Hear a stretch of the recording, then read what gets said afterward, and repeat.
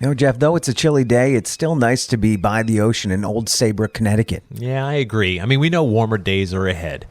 So we're standing in Fort Saybrook Monument Park right next to the marina at Saybrook Point. The marina is mostly empty, as you would expect, but it's easy to imagine how it's going to look in just a few months when the weather warms up. But yeah, for now, there is a chill in the air. Ooh, I don't like the way you just said chill. Yeah, this week we're chasing a real chiller here on Saybrook Point. Though today this is a really affluent area with nice and expensive homes, a little over a century ago, this park was home to a train depot that was involved in moving goods and people to and from the busy docks. Yeah, this region used to be huge for shipping. Old Saybrook is just that, old. Given its location at the mouth of the Connecticut River, it's got a nice harbor, access to water, and good land. It does have all of that. Today it's picture-perfect New England coast, but back then it was a train depot. They say it was built on land that used to be a cemetery, and maybe there was at least one below-ground resident who didn't take kindly to being relocated. We've come to investigate Fort Saybrook Monument Park because, according to a newspaper account, this place is haunted. Hello, I'm Jeff Belanger, and welcome to episode 384 of the New England Legends podcast. And I'm Ray Auger. Thank you for joining us on our mission to chronicle every legend in New England, one story at a time. We're always on the hunt for ghosts, monsters, roadside oddities, strange legends, and anything else that goes bump in the night. And a quick reminder that our annual Zombie Prom is happening Saturday, February 22nd at the Doubletree Hotel in Milford, Massachusetts. It's just $30 at the door to get in, and all the proceeds go to benefit the Community Harvest Project and the great work that they do. You can find more information on the event on our website or in the link on our episode description. We'll go searching for the ghost of Fort Saybrook Monument Park right after this word from our sponsor. So this place is called Fort Saybrook Memorial Park because just a couple hundred feet from where we're standing right now in the parking lot is the square outline of what used to be a fortification that dates back to the 1600s. That square of land no doubt has its own storied history, but today we're focused on this piece of land in front of us. So this is pretty cool. Yeah. There's a bunch of stone slabs on the ground in an arc. There's a couple of railroad tracks on two of them. And here's a set of railroad wheels on the track. So this must have been an old roundhouse? That's it. And it's ground zero for this haunting. As I said before, Old Saybrook is indeed old. For many centuries, this land was home to the Nehandic people. The Nehandic were conquered by the Pequots in 1590. Then Europeans arrived in 1614 when Adrian Block sailed up the Connecticut River to explore for the Dutch. In 1631, the Earl of Warwick hooked up 11 of his closest friends with some prime real estate right here in this region. One of those friends was Colonel George Fenwick and his remarkable wife, Lady Alice Fenwick. The English were eager to beat the Dutch in settling this prime harbor town at the mouth of the river. The British did indeed succeed in settling here. George Fenwick served as its governor for a while. After some early turbulent years, Saybrook grew into a busy harbor town. Now, with more goods and people coming and going, the best way to get them in and out was a railroad. And this spot right here was perfect for a depot and a railroad roundhouse. Close enough to the water and ships, nice level land. There was only one problem. What was that? Well, there was a cemetery in the way. In 1870, in the name of progress, the cemetery was dug up and moved, and the depot, roundhouse, and turntable were built in its place, which would open up Old Saybrook to the rest of New England and the rest of the country. A roundhouse and turntable is a kind of stable for train engines. The engines can roll in, the giant turntable rotates, allowing the train to move into a stall, and then turn again to allow a different engine to pull in or pull out, kind of like a parking lot for trains. Right, a busy and noisy place in its prime when it was in full operation. But at night, that's a different story. So let's head back to the year 1900 and investigate this haunt. It's January of 1900 here in Old Saybrook, Connecticut. William McKinley is President of the United States. I'd Leave My Happy Home for You by Edward M. Favor is the number one song, and life on the coast of Old Saybrook is bustling. That it is. The roundhouse is a busy place. And being Friday, everyone is trying to get all the trains in place before the weekend. It's about midnight, and all is quiet here at the rail yard. There's something about midnight that leaves us unsettled when we're not safe in our beds and sleeping through it. It's a time, they say, the graves yawn and give up their dead for at least a few hours. We're inside the train depot office. Sitting here is the night watchman, Charles Belcher. It's quiet out there tonight.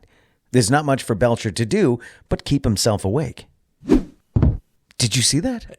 Yeah, a large book on the shelf behind Belcher just flew off the shelf. It almost hit him in the head.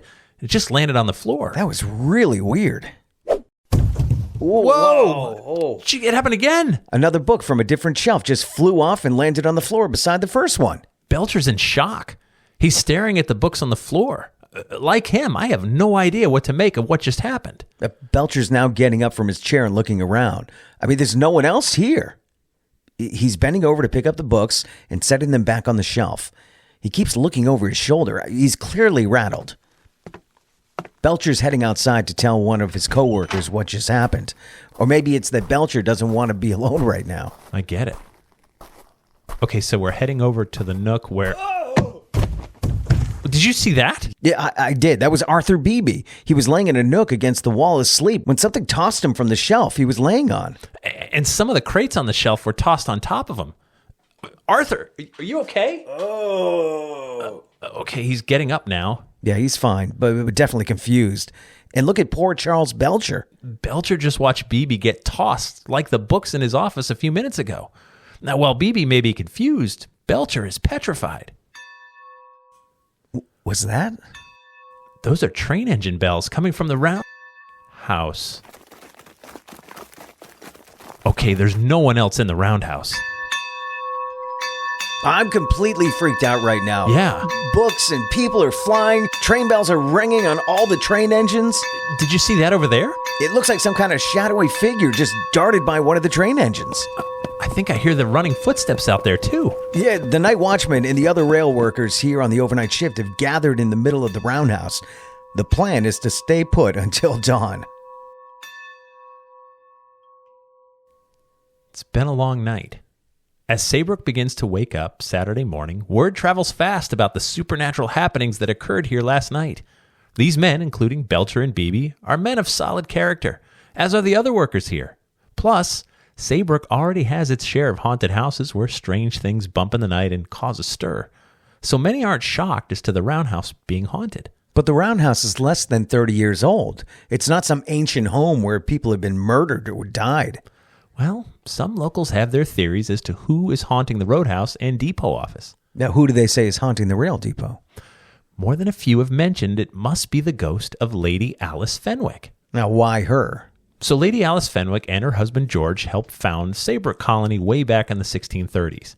Lady Fenwick was beloved by all her neighbors. She grew lush gardens and was considered a healer. She'd mix roots and herbs for the sick, and many people got better. She not only had a way with plants, she was also a crack shot with a hunting rifle, and she could sail small boats with ease. Now, sadly, Lady Fenwick died during childbirth in 1645.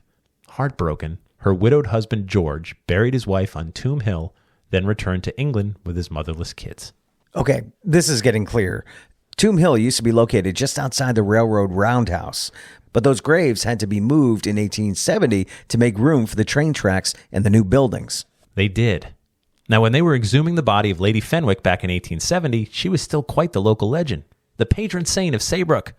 Many people came to take a gander at her grave. And when her casket was opened, they were shocked at how well preserved she was 225 years later. Even her fiery red hair was still preserved.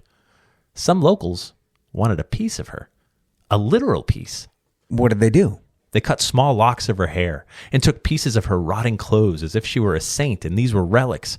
Her grave was then moved just a few hundred feet down the road to a new cemetery, and the train tracks were laid down the following year.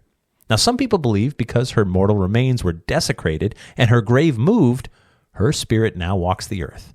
And maybe last night, the ghost of Lady Fenwick made her presence known by causing a stir inside the train roundhouse and office. And that brings us back to today. Now, the train tracks are long gone, as is the roadhouse, and all that's left there are the stone slabs and a few monuments. And now Saybrook Point is a pretty and affluent residential area. Considering we're so close, I do feel like maybe we should pay our respects to Lady Fenwick in her new final resting place. Well, new since 1870. It's just up College Street here a little ways. So we're entering Cypress Cemetery, and there's a bunch of monuments here on acres of well-maintained land. but that's the one we're looking for over there. There's a strange group of stones with a larger stone resting on them. Almost looks like a stone bench of sorts. The whole thing is surrounded by an oval wrought iron fence. I can see why they wouldn't want people to touch the stonework. It looks fragile. Go ahead and read the sign, Ray.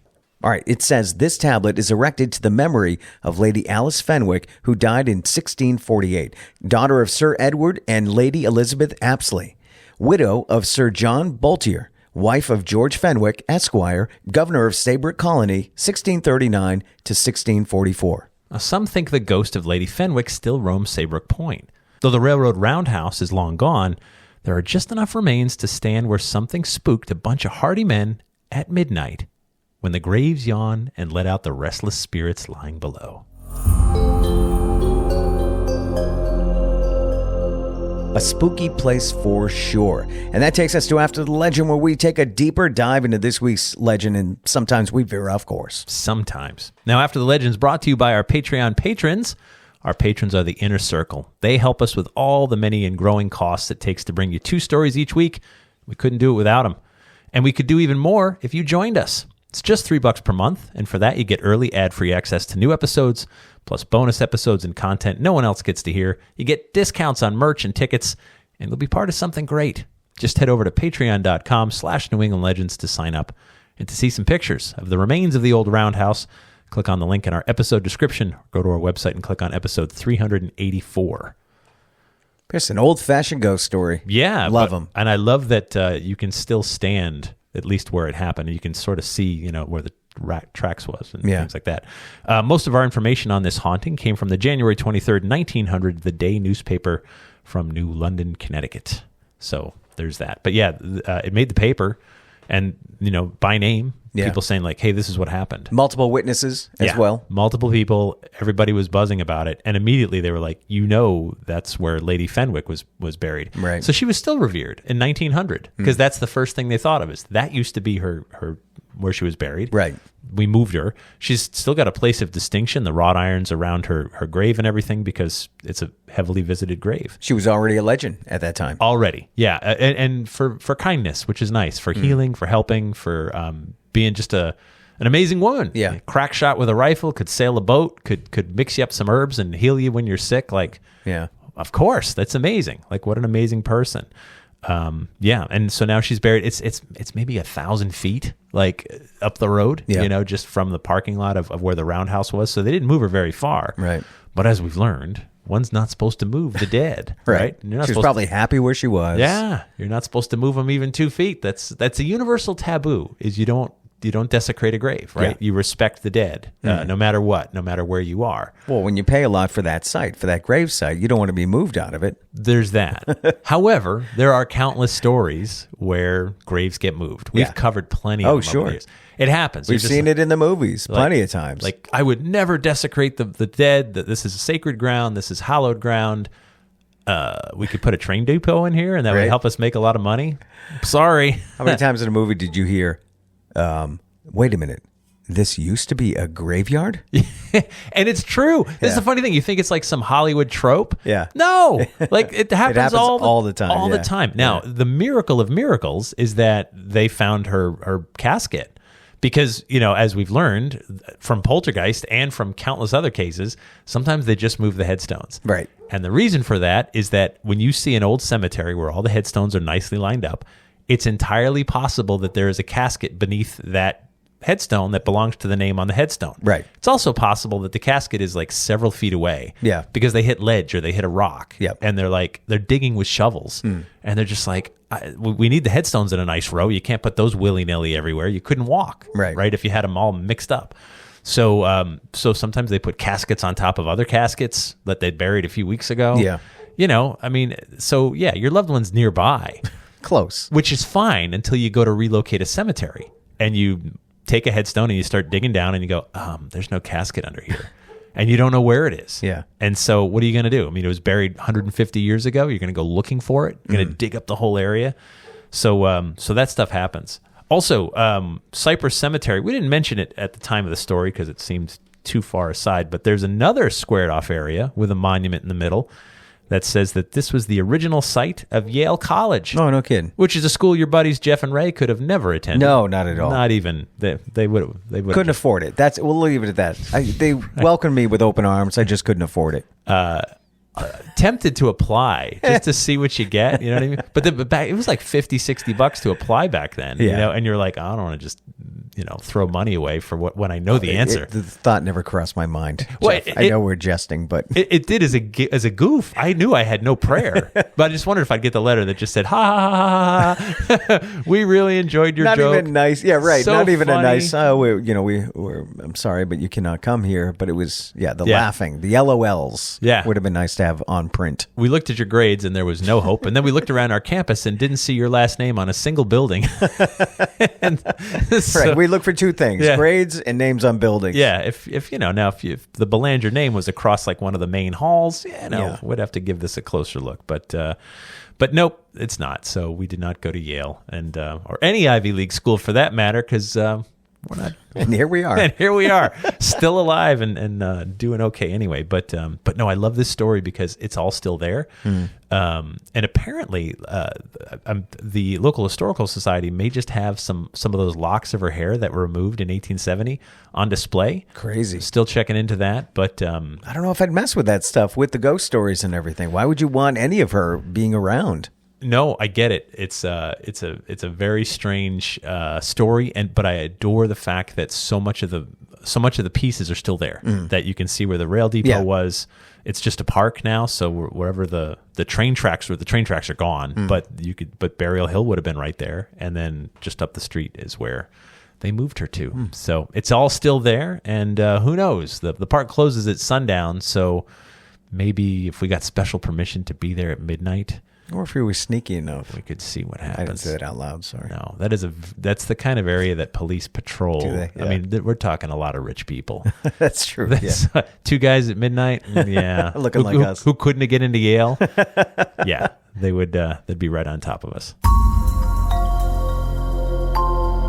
Got a weird story you've heard about and think we should cover it? Reach out to us anytime through our website. Most of our story leads come from you. Plus, we love when you get involved. Be sure to hit subscribe to our podcast because it's free.